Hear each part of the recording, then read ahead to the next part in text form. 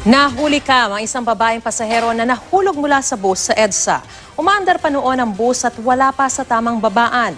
Ang tsuper inreklamo sa MMDA ng sugatang pasahero. Tinutukan niya ni Chino Gaston. Paakyat na sa Ortigas flyover sa EDSA ang bus na ito nitong Miyerkules. Pero sa gitna ng daan, bumagal ang takbo ng bus. Maya-maya, may nahulog na babaeng pasahero. Natumba ito sa gitna ng daan, kalaunay nakatayo rin at umalis. Pero ang bus, tuloy-tuloy lang ang andar papalayo. Inireklamo ng pasahero ang insidente sa MMDA kanina. Nagharap sila ng driver ng bus na si Diomedes Llames. Kwento ng pasaherong si Mary Joy Iyata, hindi siya regular commuter ng bus, kaya nagtanong lang siya sa driver kung pwede siya ibaba sa galeriya. Ang tanong ko sa iyo isa lang, dadaan po ba kayo ng galeriya? Ang sagot mo sa akin isa lang din eh.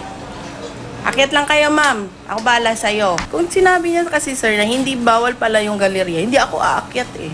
Sabi ng driver, alam niyang hindi tamang babaan ng lugar. Pinagbigyan ko po siya doon. Ang problema nga lang po, tumatakbo pa po yung bus ko ng dahan-dahan. Siya po'y tumalon na out balance po siya, natumba. Pero aminado ang driver ng bus na hindi niya natulungan ang biktima. Yun po ang mali ko po sir, kasi nung nakita ko siya na nakatayo siya, nakatawid na siya, sabi ka, okay naman siguro. Kaya dumiretso na po ako. Humingi naman ng tawad si Llames sa biktima. Inaamin ko pagkakamali ko yun. Mangingi po ako sa kanya ng dispensya o pasensya po sa nangyari. Dapat iniisip nyo rin na yung sa tuwing nagdadrive po tayo, yung hinahawakan po natin yung buhay ng tao.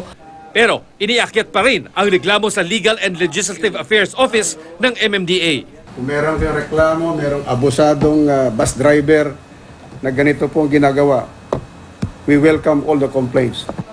Chino Gaston, nakatutok, 24 oras.